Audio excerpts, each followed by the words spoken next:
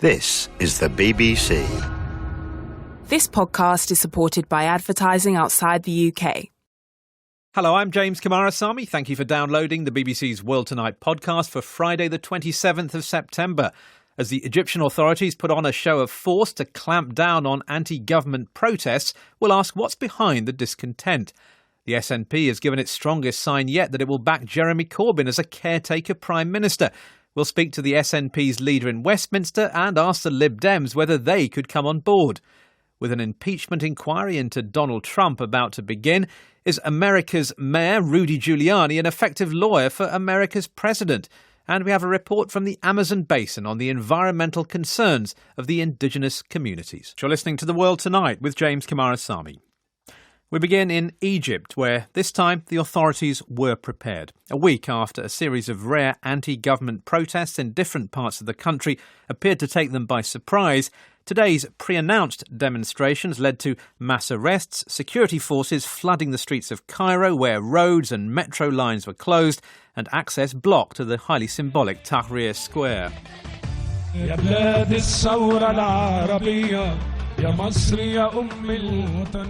The sounds that reverberated through the night air in the Egyptian capital were those of pro-government singers and musicians railing against conspiracies and saboteurs at the time of an officially organised concert.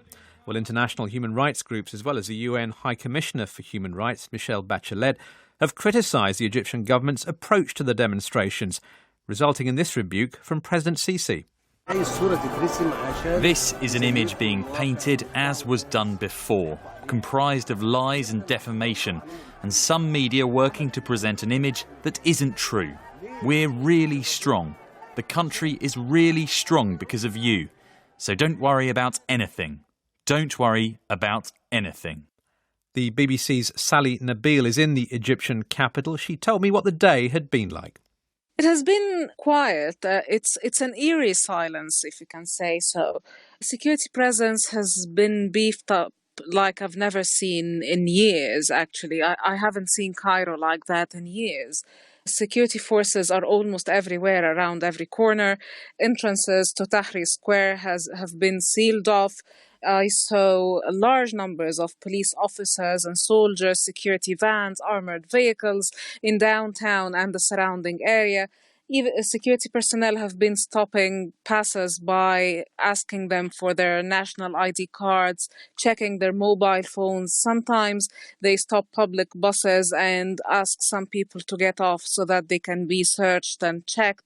So security has been stretched out all over the city, and perhaps this is why some people, or the people, have been discouraged to get out for fear of being arrested. And tell us about what has been behind these protests, as you say, all extremely unusual in recent years. Yeah, this is true. It seems that public anger has been going up over the past couple of years or so, especially because of the tough austerity measures imposed by the government in recent years. The government called this economic reform, but many Egyptians have been complaining, saying that life is becoming increasingly difficult and they've been living from hand to mouth. And very recently, we have this Egyptian contractor called Muhammad Ali, who published a number of videos on social media. They have went viral all over the country. He says that he has been working with the Egyptian army in construction projects for the past 15 years or so, and he started uncovering a lot of details and accusing President Sisi and top army generals of widespread corruption. He says they spend millions of Egyptian pounds on mega construction projects, on lavish presidential palaces, at a time when many Egyptians are suffering very hard to make ends meet. The BBC's Sally Nabil in Cairo. I've been speaking about the protests to an independent Egyptian journalist who's currently based in London and who asked us not to reveal his name. He spent 6 months in jail for an article he wrote last year about the state apparatus. The situation in Egypt as a journalist is very difficult. You are all time under supervisor of the government, under watching of the government. If you would like to write something, this should be reviewing by the security service. As a journalist, it is very difficult to even contact with your sources or something like that, because in some cases you may be arrested or going to jail. And this is what happened to you? Yes, so this is unfortunately what happened. And can you tell us how long you spent in jail? About 6 months and a half. 6.5 months for something you wrote? Yes, something I wrote, yes. What are you hearing about the mood amongst the people who have taken part or tried to take part in the protests today in Cairo? To be honest, a lot of frustrated, a lot of upset regarding of the situation. If we speak about how these people express their opinion, there is no way to express your opinion. Nowadays, media controlled by the government. Most of media controlled by government. There's also been a pretty big pro-government rally taking place in Cairo. Does that show that there is still significant support for President Sisi? To be honest, you can say that, but in real time, you can't measure the reality of the support the government has. Especially we have experience in Egypt with this kind of support. The government to collect people from their factories, from the people, rich people who support the government. But there are large numbers of Egyptians, whatever they feel about the political situation, want stability and feel perhaps they have that now. Yes, this is reality, because some people, they believe that any instability in Egypt now, it could lead to a big catastrophic. Some people, they believe in that, especially these people who benefited from the government, because the other people have suffering a lot since 2013 until now. The economy is very bad for them. They lost a lot of seats regarding of devaluation of the currency, and as well the high price of a lot of stuff they need, and this is a bad situation for them. I think the fire under the knees, because I think the real reason for these people to get angry is still as it is. The right to express their opinion is not allowed by government in Egypt. In the same side, the economic situation is very bad. That was an Egyptian journalist here in London. We're joined now by James Moran, who was the European Union's ambassador to Egypt from 2012 to 2016. Welcome to The World Tonight, Ambassador. Have you been surprised by these protests? Yes, I think many people have been surprised by them, given the history of the last few years in Egypt, which, of course, has seen a pretty harsh crackdown on this sort of activity. I don't think anybody actually saw this coming. What do you think's behind the protests? I think it would be extremely difficult to put the finger on that. There are three different aspects. One of them was covered just recently by your speaker there. There is certainly discontent as regards poverty levels. Poverty has gone up in the country. The government's own figures show that it's risen in the last year or two. About a third of Egyptians are now living in poverty, according to international measures. That has been a long-standing problem. You would have also the possibility, of course, and this may well be played up by the authorities, that the Muslim Brotherhood and their allies are somehow stirring up discontent. But that, I think, is rather unlikely, given that most of the Brotherhood leadership is either in jail or in exile. And then, of course, you have others who will tell you that there may be some disagreement, some split, some discontent within the military establishment. A few days ago, the former spokesman of the former head of the army, General Sami Annan, who tried to stand in the last election and was prevented from doing so, was arrested. And so that could also be part of it. But frankly speaking, at this stage, I don't think anybody really knows what's behind it. I noticed you didn't mention Muhammad Ali, this businessman, I think he was an actor as well, who's been posting YouTube videos from exile and is said to have been partly the instigator of these protests. I think you've met him, haven't you? What do you make of him? Well, I don't know him terribly well. I did meet him once years ago. I think it's more that he's touched a nerve here with his social media campaign. I'm not at all sure that he's an actor, as it were, in all of this, but he's touched a nerve. There's no question about that. The other thing is that. So was there, if you like, a desire for something out there? It needed perhaps something like that to make it bubble to the surface. It's possible, and a lot of young people especially feel a little bit left out at the moment in the country. But it must be said that to demonstrate in the streets in Egypt these days is really quite a dangerous activity.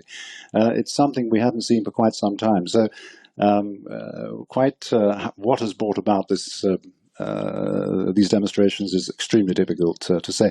One thing that we've seen in the last few years, one of the prices of restoring stability, and we shouldn't underestimate that, because economic stability, at least at the general level, has improved in the country in the last few years. But one of the prices has been a very tough crackdown on any sort of dissent or freedom of expression. There's no political safety valve for discontent in the country. And I think that some of the local politicians who are left active have been calling for some sort of dialogue between the authorities and the president and some of the other actors. And one would hope that they would listen to that and they would try to get around a table and start talking to each other, because that has been absent for quite some time now. James Moran, former European Union ambassador to Egypt, thanks very much. Now, it's been another caps lock kind of day on the US president's Twitter feed. It was a perfect conversation with the Ukrainian president, Donald Trump tweeted, a day after the US House of Representatives began investigating the contents and the White House's handling of that conversation. A CIA whistleblower, you'll remember, has alleged that Mr. Trump used the call to pressurise his Ukrainian counterpart to investigate the son of his potential opponent in next year's presidential election, Joe Biden, by using military aid as leverage, and that there had been a determined attempt to keep the details of the call away from prying eyes. Although Mr. Trump is the target of the impeachment inquiry, which it's being reported could officially begin next week, the Democrats are also focusing their attention on other senior officials implicated in the alleged cover-up. Today, the Democratic House Speaker, Nancy Pelosi, criticised one of them, the US Attorney General, William Barr. I do think the Attorney General has gone rogue. He has for a long time now. And since he was mentioned in all of this, it's curious that he would be making decisions about how the complaint would be handled. Well, one other major figure in the inquiry's spotlight is President Trump's personal lawyer, Rudy Giuliani. The man who ran New York and was known as America's mayor has been all over America's airwaves this week, defending himself and his client and promoting his belief that Joe Biden engaged in corruption to protect his son Hunter. You know what you're going to find out? It was Ukrainian collusion with Hillary Clinton. Well, what we're finding out right now is $1 million that an intel official... Biden and the Joe Biden family has been selling. It's written in books. You just won't read it. It's all over the internet. Go read it. All over. I have the proof. Well, Josh Rogan is a national security columnist at The Washington Post. He told me that long before the whistleblower's letter came to light, Mr. Giuliani had been very publicly pushing the Biden-Ukraine angle. Traveling back and forth to Ukraine, meeting Ukrainian officials in various countries, tweeting about it, giving interviews about it. So, what the whistleblower complaint does in one sense is put it down in writing in a way that you could understand. And then he added the stuff about the phone call between Trump and Zelensky, which is the part that we didn't yet know about. What's the history of Rudy Giuliani's involvement in Ukraine? Well, it goes back a long time. He developed several business ties to several different oligarchs and several different schemes, and he was selling them some of his emergency responder services. He was helping Klitschko, the mayor of Kiev. And then eventually he started roping in all of this political stuff for the president, the Manafort stuff and the Biden stuff. Got a bunch of business interests, a bunch of political interests, and now they're all mushed together into one big scandal. Where did the Bidens come into this? When did Rudy Giuliani get involved in developing theories about Joe Biden, Hunter Biden, and Ukraine? Sure. Well, it seems as if from the timeline that Rudy was mostly first interested in investigating the origins of the 2016 Russiagate investigation. So trying to discredit it and thereby provide a political basis for Trump pardoning Manafort and letting him out of prison. And that led him eventually to stumble upon this Biden stuff, which first really came out in a book called Secret Empires by Peter Schweizer, who's funded and allied with Steve Bannon, Trump's former campaign chairman.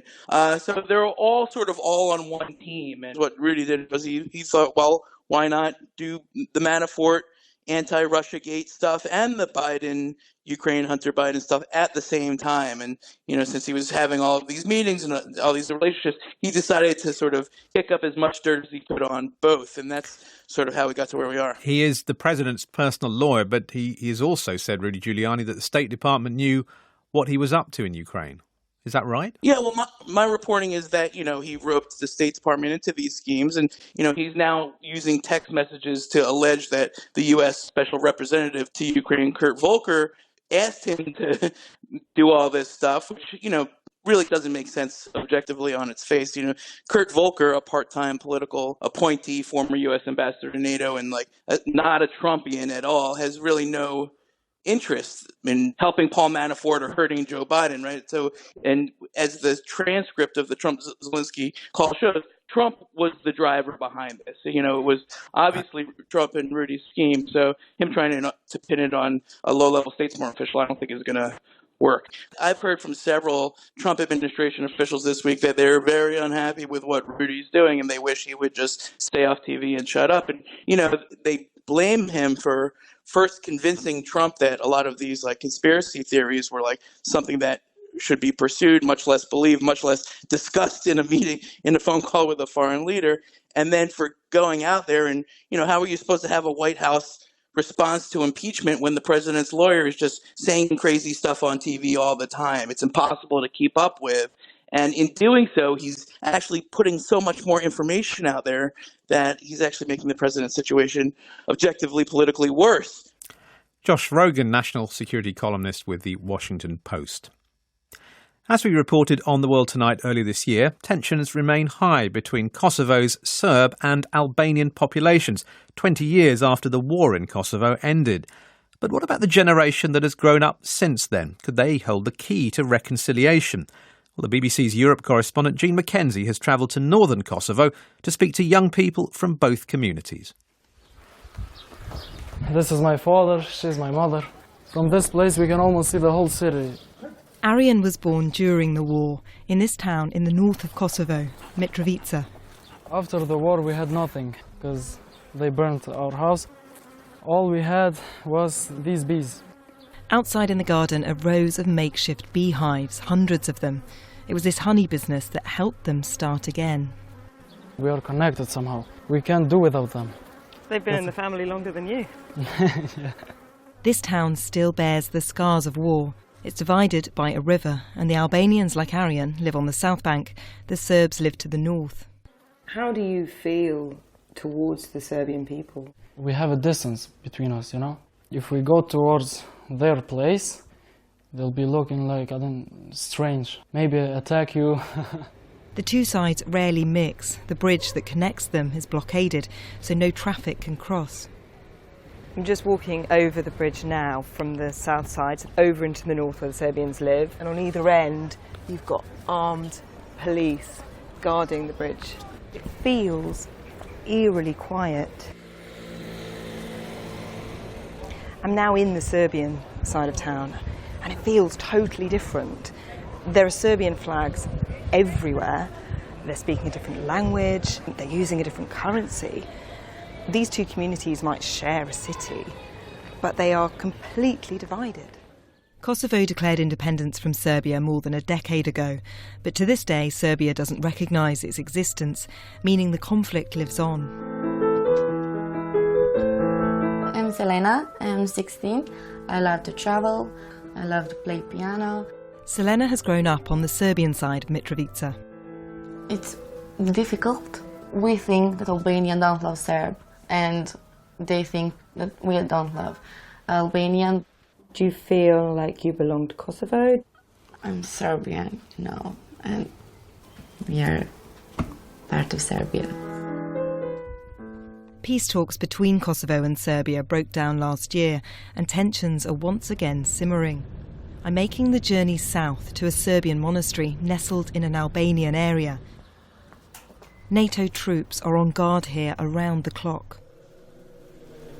The monastery is tucked right up in the mountains. It's so beautiful and so peaceful out here. And yet you step outside and it looks like a military base. It's a fortress. Father Savijanic runs the monastery. We've had 4 armed attacks of local Kosovo-Albanian extremists, 3 mortar attacks and 1 bazooka attack. Have you felt tensions increase during this period of stalemate? Yes, there's been some minor incidents, more intolerance, I would say. We cannot leave the wound to fester. It's been festering for 20 years, and the sooner the conflict is healed, the better. Serbia is now demanding certain conditions for peace talks to continue, which Kosovo is refusing to meet, and so I've come to speak to the country's acting Prime Minister. Is it not time to go back to the table and to start negotiating? Because yes, people here are desperate for a resolution. Go back to the table. We are ready to be in the table without any condition. We are the victim nation. Half of us we was displaced from here, and many of us lost our lives. We would like to see a solution with our neighbor, but it takes 2 for that. With politicians deadlocked, hopes now rest with the young that they might one day find a way to live together. Back in Mitrovica, after some hesitation, Arian and Selena agree to meet, halfway across the bridge that stands between them. Hi. Hi. I'm Selena. I'm Arian. This is the first time Arian has ever met a Serb. Some of us are with hate on you, some of you are with hate on us. Yeah. We should move on, we should leave the past behind. Not forget it, but just leave it behind. Why don't forget it? Selena is struggling to understand why Arian can't forget the war. If we don't forget that, we will stay here where we are. It's not that easy. It's not easy, but you have to try. You've not been damaged from us, That's why you never will know what's the feeling. Okay. You have your opinion, I have mine. Even with the generation that wants peace the most, common ground is hard to find. Okay, really nice to meet you. Goodbye. Bye. But a breakthrough is desperately needed if Europe's youngest country is ever to grow up. Jean McKenzie reporting from northern Kosovo. The BBC has learned that the government will put forward concrete Brexit proposals next week ahead of the Conservative Party conference, and with the expressed desire of striking a new, improved and politically deliverable agreement with the European Union. So far, though, there's been little sign of optimism about the prospects for one. Under the provisions of the recently passed Ben Act, if Boris Johnson doesn't secure an agreement by next month's EU summit, he'll have to swallow his pride, perform some rhetorical contortions and ask the EU for a further Brexit extension, or alternatively, die in a ditch. But what if the government finds a way to circumvent the Act of Parliament, as some, such as Sir John Major, have suggested it might? Opposition parties are considering what you might call a no-deal backstop, a vote of no confidence that could be tabled as early as next week, followed by the formation of a temporary emergency government of national unity whose leader would send a letter requesting an extension to the EU. There is one big question, though: who would be that leader? Lib Dems leader Jo Swinson has said the numbers aren't there in Parliament for Jeremy Corbyn, but today the SNP strongly indicated it was prepared to hold its nose and accept the Labour leader as a caretaker Prime Minister. Ian Blackford is the SNP's leader in Westminster. So what made his party come round to this way of thinking? I believe it's incumbent on the opposition and indeed the Tory rebels to come together to recognise that there is an obligation on us to push a motion of no confidence with the sole aim of having an administration on a caretaker basis that allows for the letter to be written to the European Council for the extension to the Article 50 process. But then there's an immediate general election to take place in the early days of November of this year. Now, it may well be because Jeremy Corbyn is the leader of the official opposition that he is the person that emerges in the first instance to do that. We're not beholden to Jeremy or anyone else, but I do believe there's a responsibility on the opposition to recognise the responsibilities of leadership that we all have, to make sure on the basis of what has happened, the way that Boris Johnson is behaving as Prime Minister, frankly someone that should have resigned after what happened in the Supreme Court this week, that we have to remove him and we have to put somebody in place that will take on that responsibility of writing the letter and delivering an early general election. The question is, who is that somebody? It's one of the questions, and your party is open to it being Jeremy Corbyn, but someone like Joe Swinson seems to be very much opposed, and Tory rebels that you talk about, who you'll need to get on board as well, it seems very unlikely that they would back Jeremy Corbyn even as an interim Prime Minister for a short caretaker period. I mean, you're talking about 10 days or so, aren't you? You must have other names up your sleeve. Well, there are other names that have been bandied around, and I'm asking for a spirit of generosity from absolutely everybody, and recognising the chaos that we're in, the crisis that we're in, have no particular truck for the Labour Party or for Jeremy. But the fact remains that he is the leader of the opposition. Whether it's Jeremy or whether it's anybody else, I am not particularly beholden to one individual. But there is a responsibility on all of us to recognise the challenge that we face, to recognise that there's an obligation to remove the Prime Minister.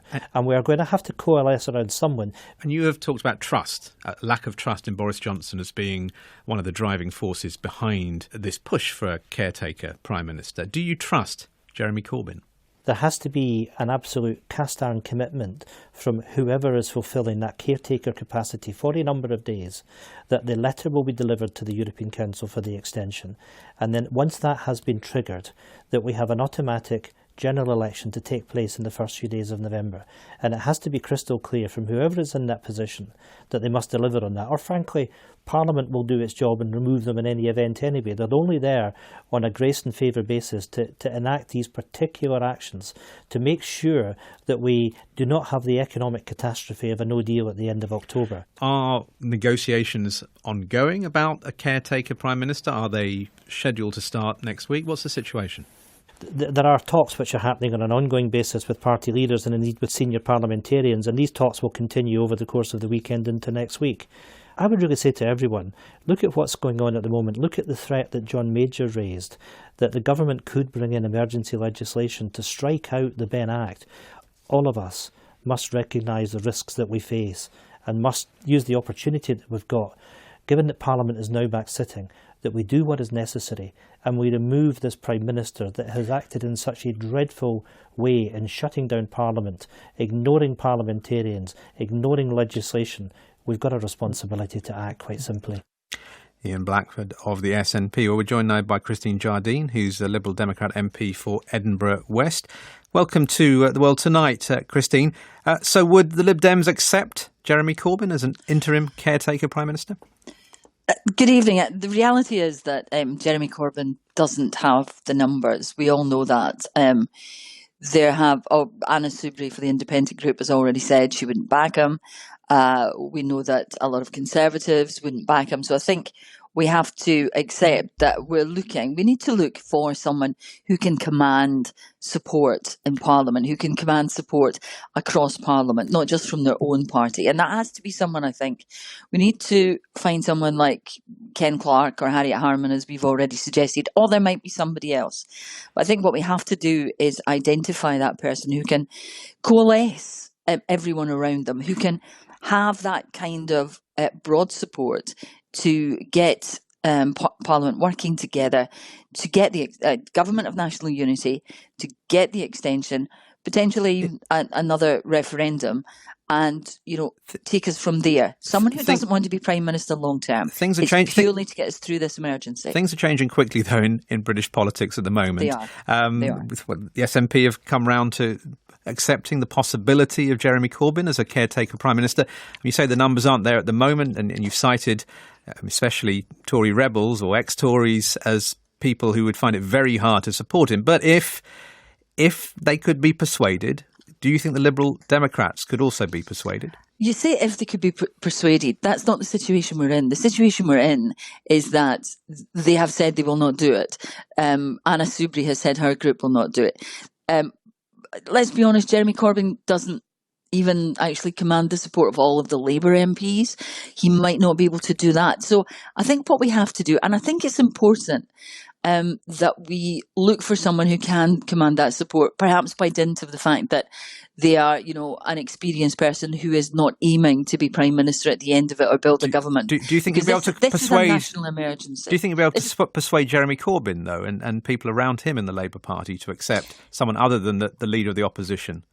That's for Jeremy Corbyn and the Labour Party. It's for Jeremy Corbyn to decide what is more important, his own position. But it's for all opposition parties to get together, isn't it, and try and reach this common agreement. Yeah, but it's for Jeremy Corbyn to decide what's more important and if he's prepared to do it in the national interest. And I think we are all keen, the opposition parties are all working together. We are all keen to find a way of resolving this issue. I mean, we want to stop this mess, stop all the nastiness, everything that's bringing the country down, damaging our international reputation, damaging our international trade. We need to call a halt to it. And just briefly, we need to do that together. How realistic, though, do you think it is that the government would try to somehow circumvent the Benn Act and essentially drive through a no-deal Brexit? Well, I would never have thought that a British government or Prime Minister would act unlawfully and suspend Parliament to try and do that. I would have said that was unlikely. So I'm afraid now we're in a situation where everything we know about the normal behaviour in Parliament, in the Constitution, and has been thrown out of the window.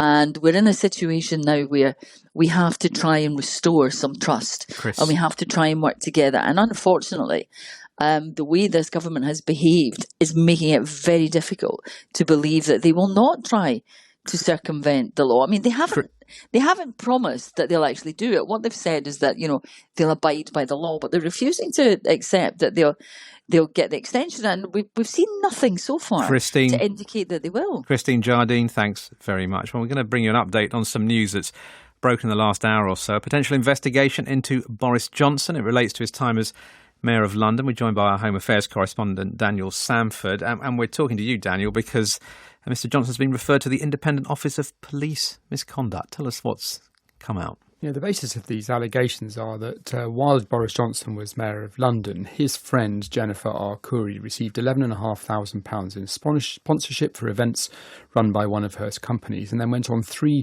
overseas trade trips with Boris Johnson, which he'd originally been turned down for. Now, the monitoring officer for the Greater London Authority has been looking at these allegations this week. We've also been looking at them, speaking to people who were on these trips, and they certainly say that Jennifer Arcuri seemed a bit out of place on the trips, as her companies were much less substantial than those of other participants. And certainly we know that for the Tel Aviv trip, the last of the 3 trips, Boris Johnson's office intervened to make sure that she was on the trip, though she paid for her own flights and paid for her own hotel. Well, the monitoring officer at the Greater London Authority has now decided to call in the IOPC, the police watchdog, to ask them to assess whether Boris Johnson, the Prime Minister, should be investigated for misconduct in public office. And the reason why the IOPC is relevant is because when he was Mayor of London, he was also in charge of London's Metropolitan Police, so it falls to them to give advice on that. Now, Boris Johnson has always denied these allegations, saying to the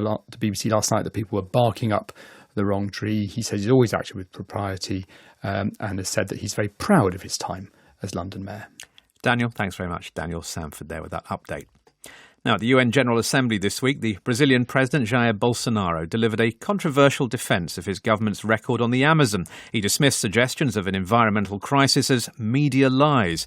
President Bolsonaro is keen to allow mining in protected indigenous regions, but while conservationists accept that you can't ban all development in the Amazon, there's precious little trust that the government will carry it out in a sustainable and restrained way, as Will Grant found out in the Brazilian state of Pará.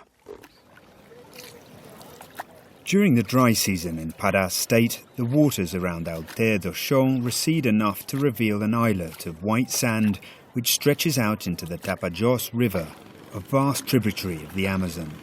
Tourism here looks like it's thriving almost. There is a whole host of little boats taking tourists to and from this small sandy river island.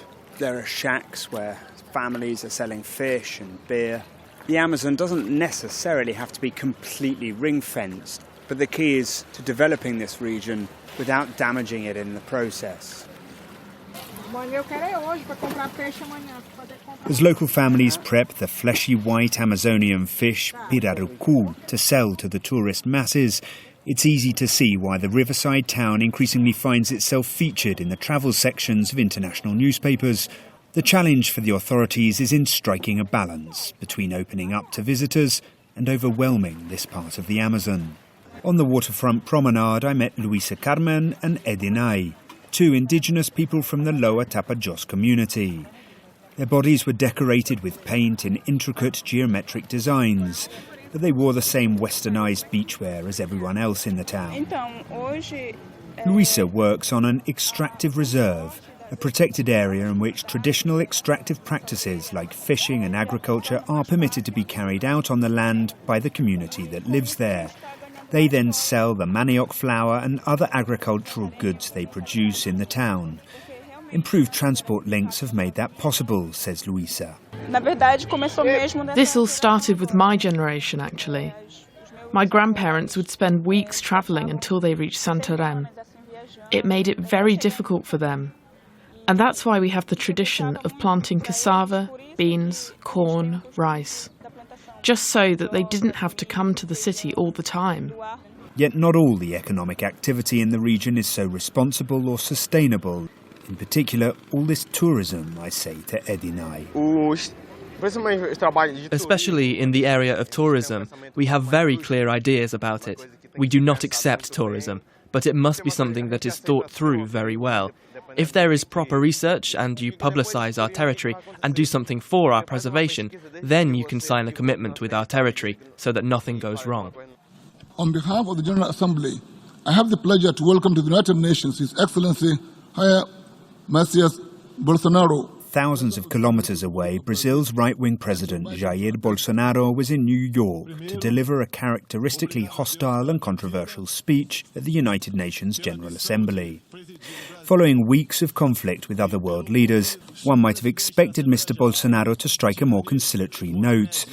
But he didn't change his tone in the slightest. The Amazon is not being devastated or consumed by fire, as the lying media says.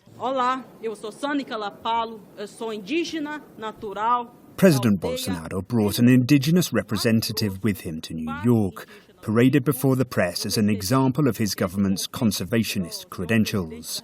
In Pará state, local indigenous woman Luisa Carmen says he simply doesn't understand what's needed to protect either the forest or her way of life. No, I don't see any of that in him. You will hardly ever see an indigenous person speak well of him. No one on the reserve speaking well of this government. That's because he does not represent us, because he is taking our rights from us. Luisa Carmen ending that report from Brazil by Will Grant. A closing headline tonight, the SNP has backed the idea of a Jeremy Corbyn-led caretaker government in a bid to secure an extension to the Brexit deadline. The leader of the SNP in Westminster, Ian Blackford, told us he had no particular truck for Mr Corbyn, but there was an obligation on all the opposition to remove Boris Johnson and they'd have to agree on someone. That is The World Tonight. This is James Kimarasamy for now from me and from everyone on the programme. Have a good night and a very good weekend. Studio direction on The World Tonight was by Sean Malherbe. The editor was Jonathan Fenton Fisher.